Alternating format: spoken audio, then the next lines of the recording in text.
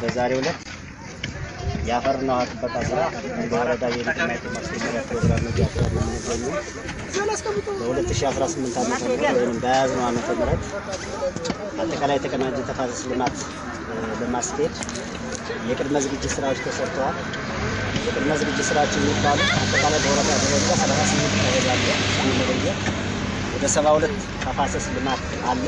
እሱን የመለየት ስራ የሚሰራ ጉልበት ወደ 58186 የሰው ኃይል ተለይቷል። በዚህ ላይ ደግሞ የልማት መሳሪያ የሚባሉ አጠቃላይ በልማቱ ስራ ላይ ከፍተኛ አስተዋጽኦ ያላቸው ቁሳቁሶች ከማሟላት አኳያ በርካታ የሆነ ስራ ተሰርቷል።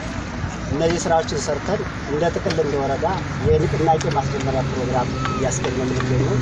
እዚህ ቀበሌ ብቻ ሳይሆን 38 ቀበሌ በተመረጡ ተፋሰስ ላይ በ20 አጠቃላይ ንቅናቄ እናስጀምርበትና ይህን ንቅናቄ ስናስጀምር በቅድመ ዝግጅት የታዩ ጉዳዮችን ለመሙላት ቀጣይ ጥር 1 የተጠናከረ የተፈጥሮ ስራ ለመስራት አመት በሚኖረው ይህን ገምግመን በጉለታችን ተምረን ስኬታማና ውጤታማ የሆነ የህብረተሰብ ንቅናቄ ለመፍጠር የሚሰሩ ስራዎችን አቀናጅቶ ለማስኬድ ያለችበት ዛሬ አጠቃላይ በዓሉ እያከበርን ነው የሚገኘው።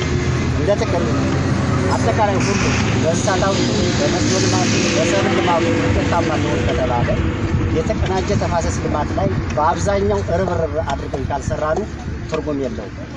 ምክንያት ያለን ሀብት መሬት ነው፣ ውሃ ነው፣ ጉልበት ነው። እነዚህን አቀናጅተን እነዚህን አስጠብቀን በዛሬው ዕለት የተጀመረውን ጥር 1 አካባቢ ደግሞ መቆፈር ብቻ ሳይሆን ዘላቂነቱን እያረጋገጥን ዘላቂነቱን የምናረጋግጠው ደግሞ እዚህ ያለ ማህበረሰብ እዚህ ያለ አርሶ አደር ተጠቃሚውን እያንዳንዱ ባለቤት አድርገን አመለካከትን እየቀረፍን አስተሳሰብን እያስተካከልን የተፋሰስ ኮሚቴውን እውን እያደረግን ሌሎች የልማት አደረጃጀቶችን ወደ ተግባር እያስገባን ዘላቂ የሆነ የተፈጥሮ ስራ በመስራት አጠቃላይ በምርት ጭማሪ ላይ ከፍተኛ የሆነ አስተዋጽኦ እንዲያደርግና የምግብ ዋስትናን የምንሞላበት የምግብ ሉዓላዊነትን የምናረጋግጥበት ዘርፍ ምርት የምናመርትበት ዋናው የተፈጥሮ ስራ ሲሰራ ስለሆነ እንደ ወረዳ ዛሬ ንቅናቄውን ጀምረናል። ቀጣይን አጠናክረን ደግሞ የሚሰሩ ስራዎችን አጠቃላይ ስትራክቸር በርከን ወደ 1674 ሄክታር አለን። በሳር ዘር 1180 ሄክታር አለን። ሌላ የውሃ ማስረጊያ ስትራክቸሮች አሉ። እነዚህን ስትራክቸሮች ከቀጣይ ጀምሮ አጠናክረን በማስቀጠል እንደ ወረዳ ውጤታማ የሆነ ስራ እንሰራለን ብለን እናስባለን።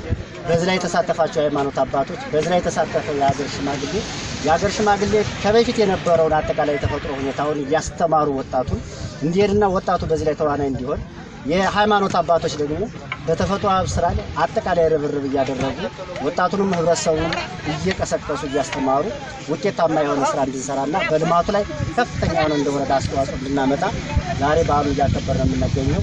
በዚህ በዓል ላይ ተገኛችሁ አመስግን እፈልጋለሁ የሚል ሀሳብ ያለው